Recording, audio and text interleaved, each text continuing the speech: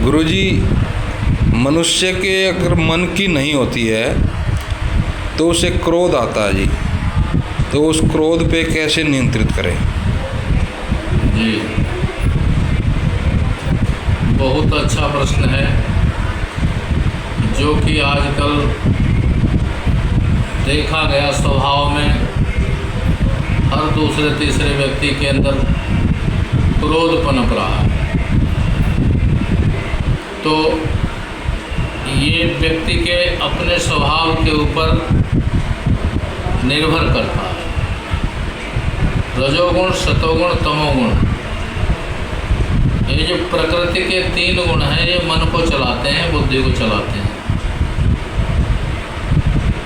और चूंकि आत्मा का ज्ञान न होने के कारण जीवात्मा बंध जाती है, उन गुणों में बंध जाती है। यद्यपि जो आत्मा है ना, वो निर्लिप्त है इन चीज़ों से, जिसको इसका भान नहीं है कि हम मन, बुद्धि, अहंकार नहीं है, हमारा स्वरूप आत्मा है। ये जो चीज़ें हैं ये मन में उत्पन्न होती हैं।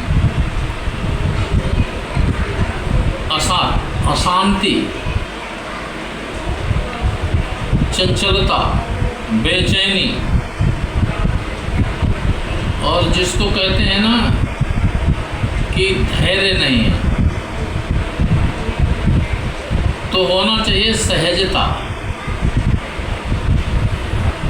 निर्मलता, पवित्रता। व्यक्ति के अंदर एक सद्गुण होना चाहिए, दया, धर्म, संतोष, शांति और धैर्य।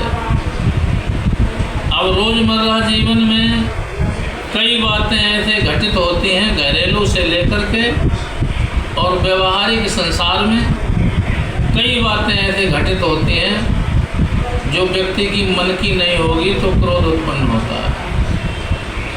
ये जड़ है, व्यक्ति की जब मन की नहीं होती है तो क्रोध उत्पन्न होता है। अब ये तो सर्वविदित होना चाहिए कि हर व्यक्ति के मन की नहीं होती है, क्योंकि सभी को अपने मन से नहीं चला सकते ना आप। तो अपने को सुधारना, अपने अंदर जीवन जीने की एक कला उत्पन्न करनी है, जिसका नाम है जीवन को उत्सव बनाना। यानी हर हालत में, हर परिस्थिति में अपने मन को नियंत्रित रखना और प्रसन्न रखना, और किसी पे थोपना नहीं कि मैं ये कर रहा हूँ, मैं वो कर रहा हूँ, तुम्हारे सब के लिए कर रहा हूँ। ये चीज़ थोपना नहीं है, यानी मैं पने को सदा अलग कर देना, मैंने ये कर दिया, मैंने वो कर दिया। इस चीज़ को न समझना है कि जब व्यक्ति के अंदर ईगो, अकड़ उत्पन्न होती है तो वो ये सोचता है सब कुछ हमारे हिसाब से चलना चाहिए। ऐसा नहीं होता है। जैसे घर में कभी कोई परिस्थिति हो गई, आज खाना नहीं बन रहा है, तो ये 3 शब्द हिंदी के हैं, ये याद रखो, कोई बात नहीं। आज कभी कभी घर में माता बहनों से भूल हो जाती है, कभी कभी नमक कम हो जाता है या ज़्यादा हो जाता है, तो कई व्यक्ति लड़ पड़ते हैं। तो वहाँ पे आपको 3 बातें बोलना है, कोई बात नहीं, सब ठीक हो जाएगा, कोई बात नहीं। तो ये एक ज़िंदगी जीने का फार्मूला है, यानी संतोष धारण करो। तो जब अपने मन पर नियंत्रण रखोगे तो धीरे धीरे धीरे धीरे आपका मन शांत होने लगेगा। एक तो ये उपाय है। दूसरा उपाय है अपनी ज़रूरतों को सीमित रखो, अपना व्यवहार अच्छा रखो, अपने अंदर जो कमियां हैं वो दूसरों को जाहिर मत करो। कई बार व्यक्ति जो है कमियां बता देता है तो उसी वीकनेस को लेकर के लोग नाजायज़ फ़ायदा उठाते हैं। अपना भेद किसी को मत बताओ और त्याग वृत्ति से रहो। जब आप खुद त्याग वृत्ति से रहोगे तो आपके मन में संतोष धैर्य रहेगा और आपका मन हर हाल में शांत रहेगा और आपके अंदर बिल्कुल क्रोध उत्पन्न नहीं होगा।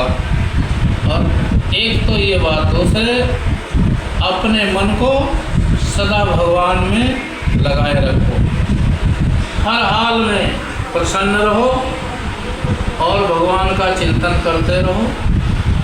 और कोई प्रश्न करते हैं मैंने भगवान को नहीं देखा, तो जो सतगुरु हैं उनके वचनों पर विश्वास रखो, क्योंकि संसार में जो व्यक्ति महापुरुषों की बात को नहीं मानता है वही दुखी है, वही अप्रसन्न है। नाना प्रकार के देवी देवताओं में ध्यान देना, तरह तरह की पूजा करना, मन में भ्रांति रखना, वो असंतोष की निशानी है। इसलिए अपना जो निजी कर्तव्य है, हर व्यक्ति का अपना कर्तव्य है, निभाओ यथा परिस्थिति, यथा समय, यथा भाव। अपने को कभी बेचैन मत रखो, संतोष शांति रखो, परमात्मा सब अच्छा करेगा। मंत्र मूलम गुरु वाक्यम, पूजा मूलम गुरु पदम, ध्यान मूलम गुरु मूर्ति, मोक्ष मूलम गुरु कृपा। अपने करने से कुछ नहीं होता, ये सब समर्पण से हो जाता है। जब व्यक्ति के अंदर समर्पण होता है, त्याग होता है एक दूसरे के प्रति, तो वो घर में भी सुखी रहता है और बाहर भी सुखी रहता है। वो अकेले में भी सुखी है और भीड़ में भी सुखी है। मूल्यानंद कंद भगवान की